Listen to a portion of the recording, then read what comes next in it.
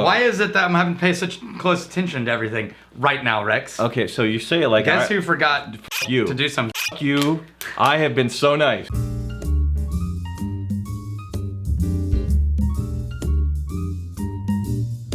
Piss and vinegar. Okay, what do we get? Okay, so we've got Teerenpeli, Yeah. and I hope I'm pronouncing that right, 10-year-old Finnish whiskey. Now this is from a viewer, Yes. UC Torkola. That's not UC. Yeah, It's a J.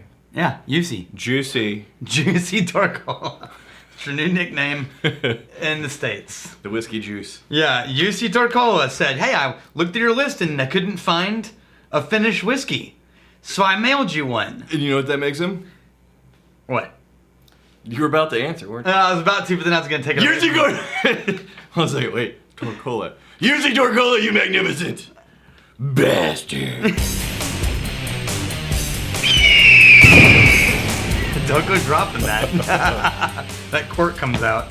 Okay, so this is exciting because I've never had a Finnish whiskey before. Okay. Now this is a single malt. It's 10 years old, which is actually kind of a big deal. So, is Finland a Scandinavian country? Yeah. Okay. Yeah. But we've had Scandinavian whiskey. Yeah, we've just had not, Swedish and just yeah. not Finnish. So the thing that you need to remember is most of the Scandinavian countries, or actually most of the non-common whiskey producing countries, Yeah. they're not doing age statement whiskeys. Taiwan, there's Concert Master and all these, right? You got Macmira doing all of their non-age statement. So it's a pretty big deal for a Finnish or a non-common whiskey area to give you an age statement single malt.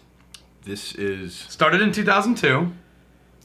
Now they got their stills from Forsyths in Scotland. Forsyth. Forsyth. Probably Forsyth. Forsyth. Anyway, it's one of the most world-renowned still makers in the world. Deeply, not intensely sweet, but deeply sweet, like a dark sweetness for me. Yeah, to me, it's like a concentrated vanilla note. Okay. Vanilla? Yeah, think of it like vanilla extract. I'm getting... but there's some spice in there. Roses and honey. Roses? Roses with honey. When's the last time you smelled roses? I'm very romantic. I don't know. I have never received roses from you. Well, there's only ways to make it weird from there. And it gets progressively worse. And it really does. Within the next minute and a half, we're spooning. It's what do you mean by rose? so floral, like this. Like a rose, like scented thing, or like an actual rose? Like an actual rose. Because an actual rose is green. It's a faint smell. Okay.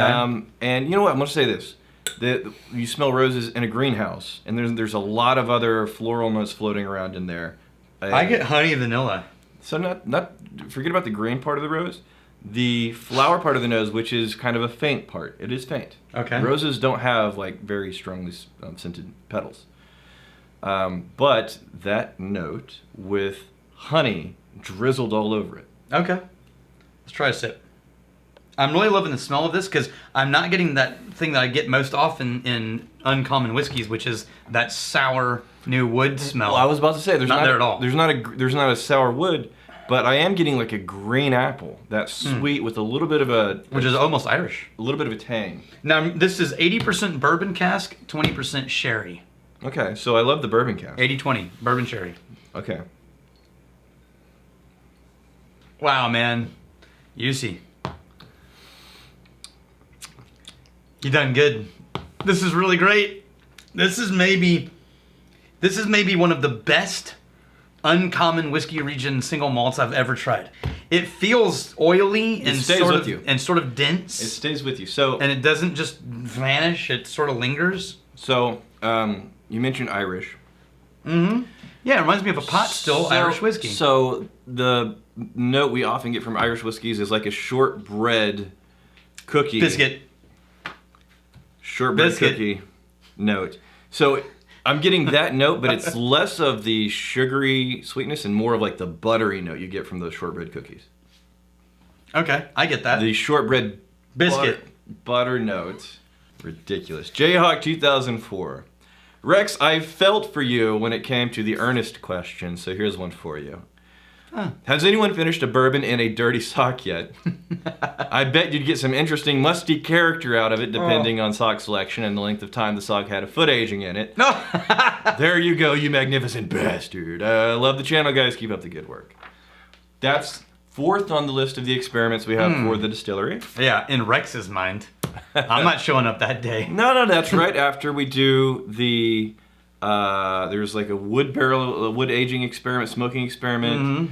And then we were going to do... The dirty sock experiment? No, aromatic pipe tobacco. Oh, yeah. Aromatic... That'll be a random one. And then that's after the So, do you soak the sock in the barrel, or do you use the sock to filter the whiskey like the Tennessee whiskey styles? Yes. All. You both. Because we have to be compare for science. So we have decided that the bar rags in their tasting room are going to be tube socks. Because most people are not going to get that at all. They're like, really? You just wiped down the counter with a sock? It's a clean sock. Don't worry. Yeah, we just washed it. This is special, man. No, this is an exceptional... This is the best Scandinavian country whiskey I've ever tasted. Maybe one of the best non-dominant whiskey region whiskeys I've ever tried. Intensely floral honey. I would be proud to have made this whiskey. Intensely floral, and it's a sweet whiskey, right? He's not a sweet whiskey guy. This is intensely floral honey. There's a tiniest bit of salt. But it's not overly sweet. We say honey and vanilla, but it's not overly sugary. Right. That's the thing. I still don't get the vanilla that you do. I really do, man. Okay. So what's interesting about this one is the intensity of the flavors on first sip. A lot of times you'll drink a whiskey and there's something about it that you acclimate to and it fades into the background, and other stuff you can start to pick out because something else faded away. Every bit of this is just as vibrant as it was. Yep, from every the first sip. Every sip, yeah. I'm not... Oh, by the way, did you see that I need more whiskey in my glass because Wes got mad that I toasted with water the other day? Did you? Yeah. Get out. You know what that means? You're fired. So back in the old days, when you toasted with water, you were... referencing water from like the river Styx, like the Death River that you cross to go to the other world. And so when you toasted with water, what people were saying was, you're toasting to my death. And so now if you toast with water, it's like wishing death on someone. Well, not now, but then. No, now. Now it's I want some water. Yeah, now it's that we're thirsty. Kitamaris. Hey, Daniel. Rex, be quiet. Nice. Well, it's a little hard to tell Rex to be quiet when he's the one who's supposed to be reading the comments. Hey Rex, could you read the rest of the comment, please?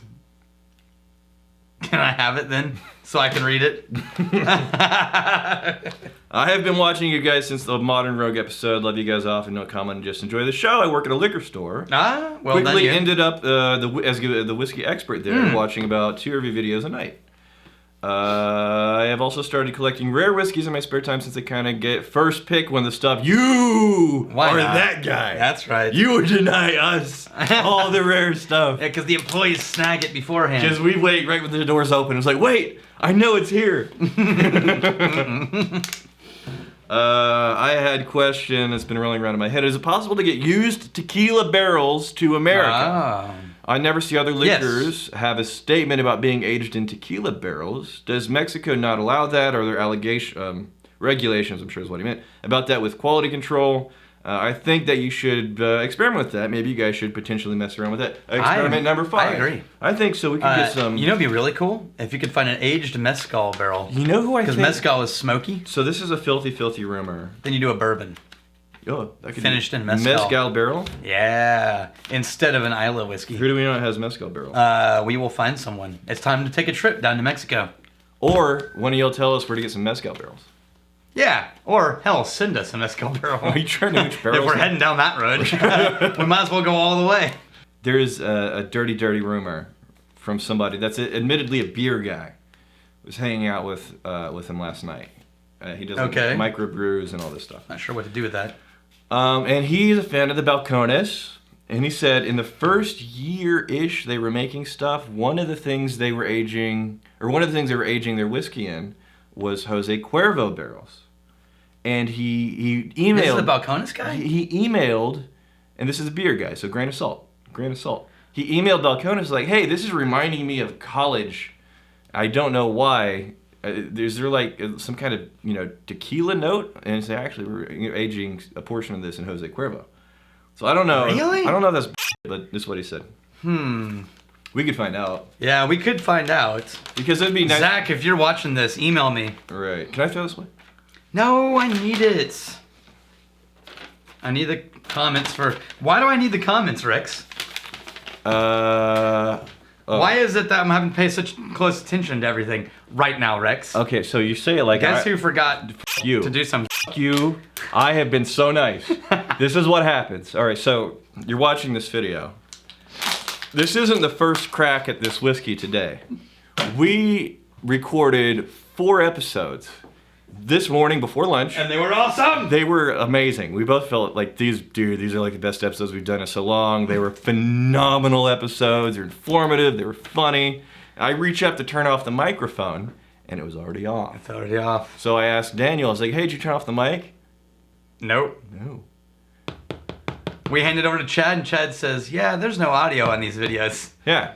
So we're having to redo all these videos. Oh. And not that, I don't... Oh, that hurt. I don't mind drinking this whiskey again, but the thing is, and the thing that Daniel's trying to throw me under the bus, and I haven't said a thing all day. I come up here, and he says, all right, we're all ready to go. I just need you to aim the camera. That's true, I did say that. So I aimed the camera, and we're off to the races. He didn't say I need you to aim the camera and turn on the mic. So show up, boof the pooch, crap on the entire morning, got nothing to show for it. Then we got to do a biscuit shoot. It was so disappointing. And on that note, here's to fighting, stealing, and drinking. If you fight, may you fight for a friend. If you steal, may you steal a lover's heart. If you drink, may you drink with us. Hey, thanks for hanging out with us in the Whiskey Vault. Don't forget to throw in a like, hit that subscribe button on the bottom right, and drop a question or comment down below.